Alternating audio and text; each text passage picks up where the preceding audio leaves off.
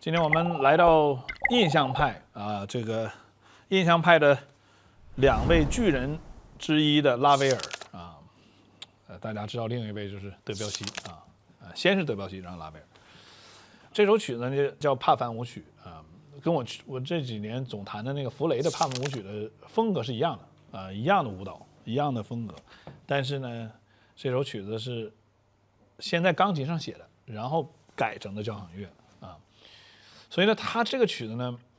也不是很好弹。这个曲子真的很不好弹，它是一个很讲究这个控制能力的作品，就是手控的同时注入感情，这就是印象派比较独特的东西，都是感觉在朦胧中突然注射着真正的真情。就像你看莫奈的画，雷纳尔、马奈啊这些伟大的印象派这个画家。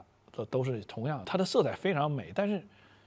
你总不是看得很清楚，然后总是让你去猜是什么东西。对，除了那几个荷花什么那些比较明显的人物呢，看得清楚。那他这也是那种点点的那个技术，在莫奈里的画啊，这个就是这个，用画笔点的那个。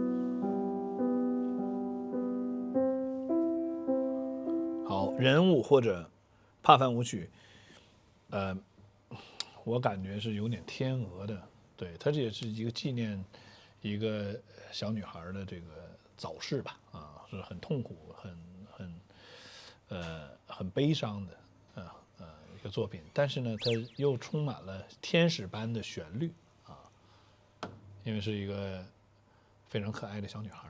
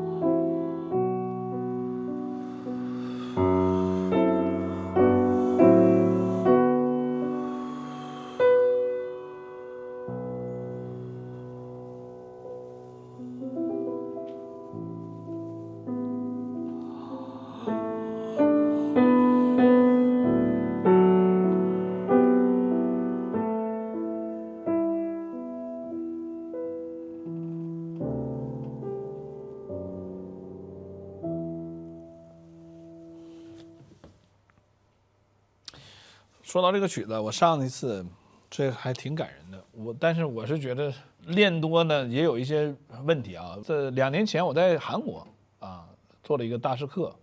然后当时呢他们这个韩方呢就是专门邀请了一个他们认为很有发展的一个小女孩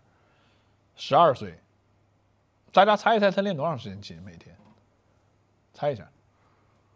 她每天练10个小时，在上学的情况下啊，不是休息的情况下啊。他给我弹这个曲子，弹得很好，就是没有灵魂。我觉得就10个小时弹多了，就你跟他说什么东西，他就是看着你 ，really， 就是这种。所以就是说，弹琴时间长固然是好，但太长也不好，因为弹到你最后都已经不知道你弹什么了。对，我估计他可能都不知道他在弹什么，而且你在跟他说任何东西的时候都很难改变，因为你把一个地方每天都练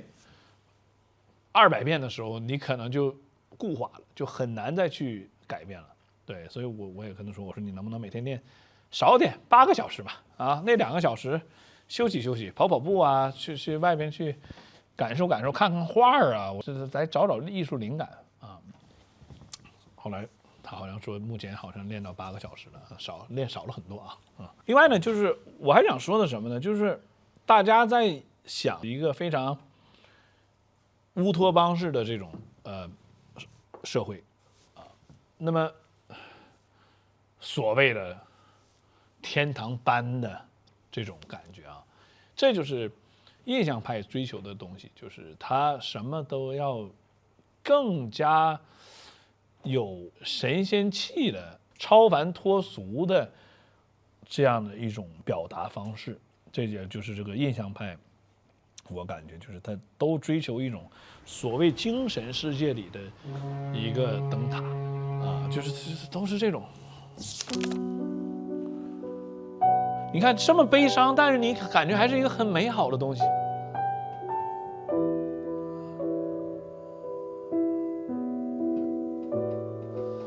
它是像过滤器一样，把这个很多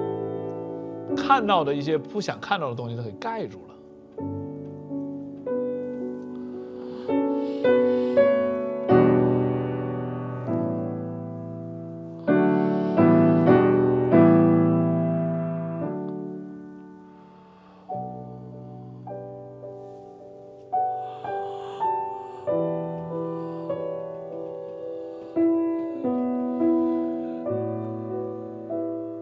弹印象派曲子还有一个好处，就是你踏板可以脏点也没事儿，因为它反正都比较就那种声音。不，都开玩笑了，你还是不能那么脏了啊。对，但是就是印象派确实是有一种就是说你能藏一些东西的感觉，从头到尾都是有一点，但是呢，它又是极度的美好，极度的理想主义，而且还有一个很好玩的东西，它实际受东方影响挺大，包括佛教啊，什么塔呀、庙啊，你看他们这个就德彪西这个拉威尔，你经常会看到什么帕克沟的 temple 啊，他对东方很感兴趣，因为这个法国人也是欧洲的一个比较有独特思考的一个地方的一个民族，是高卢人，就他们不想把古典音乐做的跟德国人、意大利人、奥地利人，他就想自己独创一派。但是呢，他觉得这个欧洲呢，他们这种西方的文化也用的差不多了，所以他就干脆来点亚洲，来点非洲的，来点大洋洲的，来点什么印尼岛上的这个，他们也是就是追求一些外来文化，然后来融合到一起 ，fusion 嘛 ，art of fusion 融合艺术。所以法国也是创造了这个融合艺术，其实这个很对中国人的胃口，因为我们也是非常喜欢，就是当你看一些就是当时的这个圆明园很多的建筑，实际就是这个融的非常好的、很漂亮的这个东西方的融合艺术，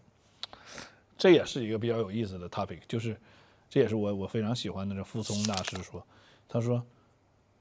中国音乐有一半被法国人写了。我说，然后他说：“那谁是中国作曲家？”他说：“除了中国自己的作曲家德彪西、拉威尔，都是中国作曲家。”